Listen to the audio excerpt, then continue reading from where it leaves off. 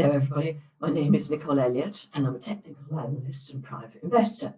And I'm sure you too have seen these screaming headlines yesterday and again this morning about how fantastic the markets have been in the second quarter of this year, and we're going to have a V-shaped recovery according to the Bank of England and all this sort of stuff. So this is a fantastic time to look at very long-term charts, and that's what I've got for you today. Now, you have to remember that price moves are like elastic bands. The more you pull them in one direction, the sharper the snapback. Okay, and it comes back to bite you or ping you or whatever, or sting you. So this is in part what we've seen over the last 3 months between April and June, is a reaction to the catastrophe that was the first quarter of the year. Now, my first chart is that of the Nasdaq index in the US. And this is the real comeback kid. This one is really, really roaring. It's also known as the Tina trade. There is no alternative, as other stuff is not looking nearly as impressive.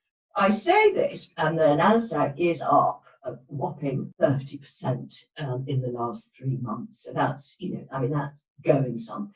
And as you can see on my chart, once again, it's near the top of a very steep uptrend channel. So it's not all fine and dandy. There are issues here. And the main issue is that you've got literally a handful of shares that are doing all the heavy lifting, and the rest is just sort of bumbling along.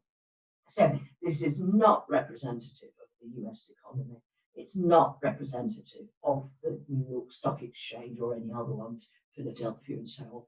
And it's not representative of the state of the US economy. So let's just put that one to one side for now.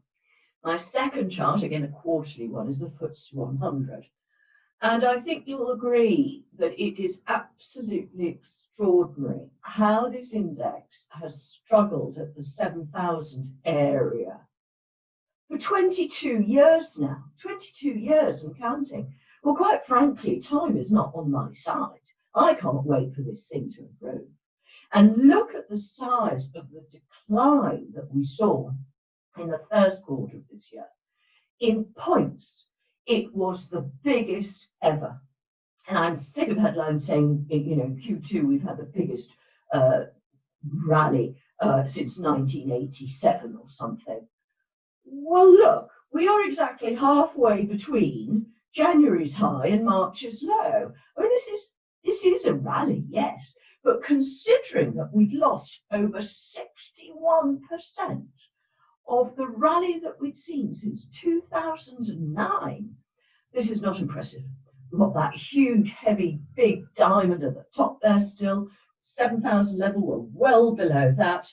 And quite frankly, all this sort of bullish hype is cold comfort to me, completely irrelevant. And my third and final chart is also a very, very shocking one. This is, again, quarterly. It's called Euro SECI, which is how many Swedish kronas do you need to buy yourself €1? It's a very long-term chart you've got there. And you can see that there's a tendency towards krona weakness perennially. I mean, this is 40 years and counting now. And the catastrophic decline that we saw at the beginning of this year took it almost to 2009 levels. It lost a 1.30% of its purchasing power, which for a developed, supposedly civilized and successful country is absolutely catastrophic. This one too has had a pin back, and it's reversed a lot of previous declines, but we're still perilously close to that 10 krona level. And just as a final point, the best performing market by far in Q2 was oil. Brent and NYMEX were up 80%, 80%. So sense of perspective needed here. Hope you've enjoyed this, and I look forward to speaking to you next week.